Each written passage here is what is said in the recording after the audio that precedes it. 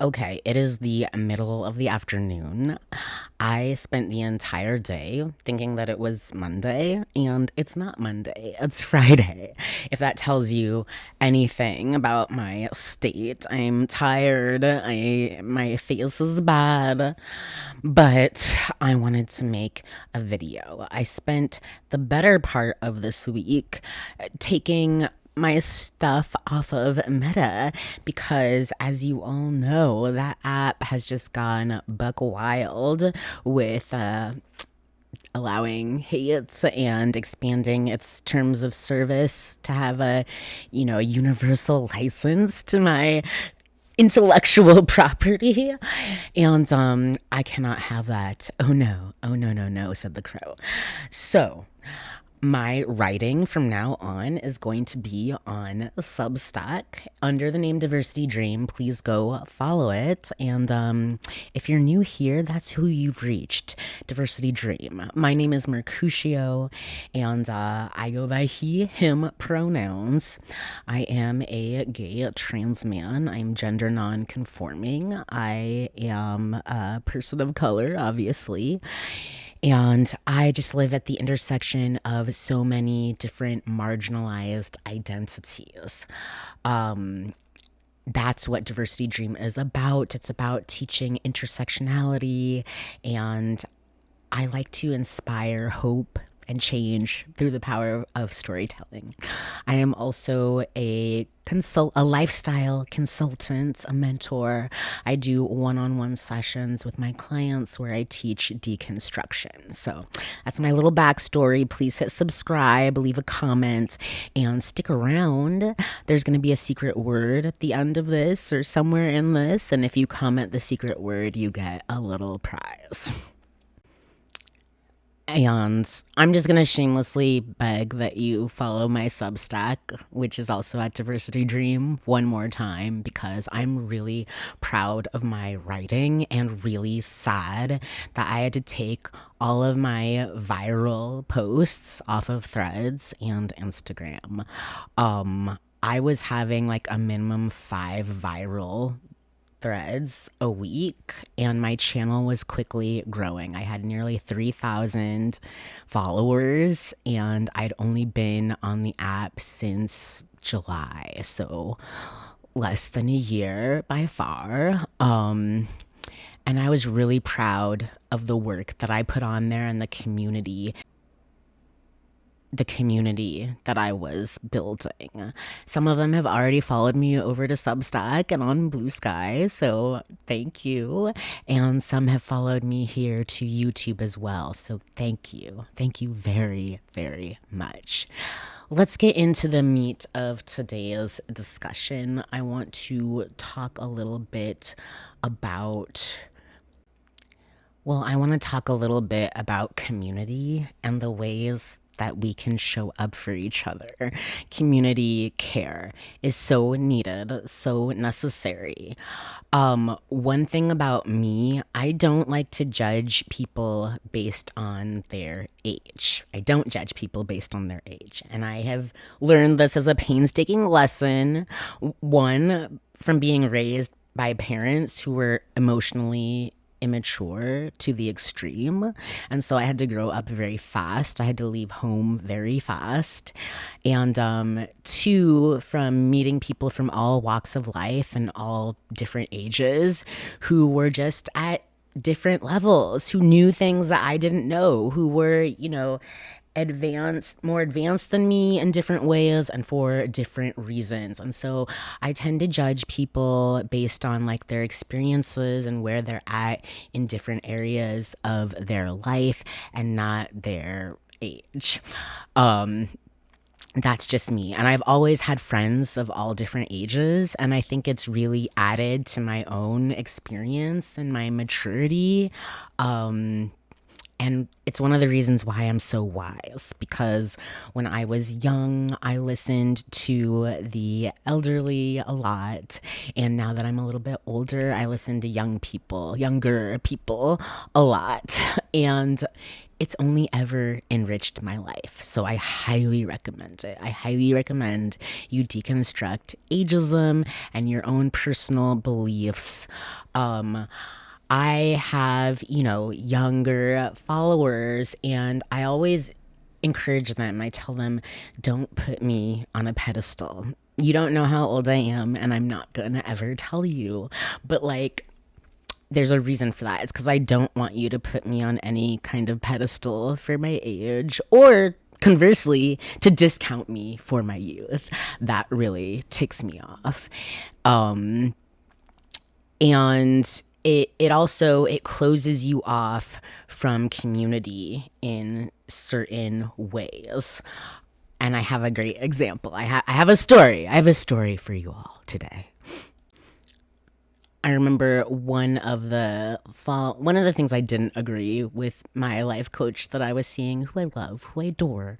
But one of the things I didn't agree was the way that he would talk about youth. He really discounted them. He really thought that, the younger Gen Zs just didn't know anything. And I did not agree with that. And it just seemed really, really off putting. Because, I mean, my life coach wasn't even that old. So it's like, how can you be jaded against the youth when you're still young gish? What? Like,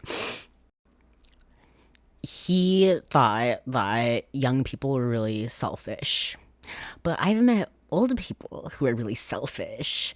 What about our parents who we have to go no contact with because they are so selfish that they will never look at what they did wrong in the relationship to cause you to go no contact? That's selfish, in my opinion. So a while ago, I posted a thread where I was like, look, listen, I'm not doing very well. I think it was over the holidays. I was like, I'm not doing very well. And one of my youngest followers randomly messaged me. Now, I don't want anyone under 18 following me, not because I'm saying anything particularly inappropriate, but that's just for my comfort, and because I don't teach kids, and I feel a little triggered around kids, to be quite honest. I have a lot of childhood trauma that contributes to that feeling. I have fought hard to be an adult, to survive to adulthood, and I just kind of want to hang out with adults. And even though I don't like to judge people based on their age, there are limits to that. I don't make a habit of hanging out with people under the age of 21, because I know that even if I don't tell them my age, they're going to look up to me in a way that maybe I don't deserve, and I don't want them to put me on a pedestal. But this younger follower messaged me in my time of need when I least expected it. And she told me that I had inspired her. And she was very specific about how like my content had shaped her life, and in a positive way. I was so touched by this. I was so touched, not just that I had affected her life, but also that she had like the empathy and the foresight and the fortitude to reach out to me. It takes a lot of guts to reach out to somebody that you don't know on the internet. I've done it before. I've done it. There have been creators that I've reached out to let them know the impact that they had on me, and I've been ignored and I have been rebuffed or negated. It's not a good feeling. So I think it takes a lot of guts to reach out to what amounts to a stranger, to tell them anything, good or bad. I also like that, similar to the way I use storytelling, she told me a little story about being a trans person of color and her experience and her belief that, like, we really have to stick together as trans people of color, especially femmes. I am a man, but I am a femme as well. And just that level of solidarity and camaraderie from somebody so young who doesn't owe me anything, frankly. And I feel like I owe her more, right? I have more responsibility to her, all things considered. It was touching. It was so touching.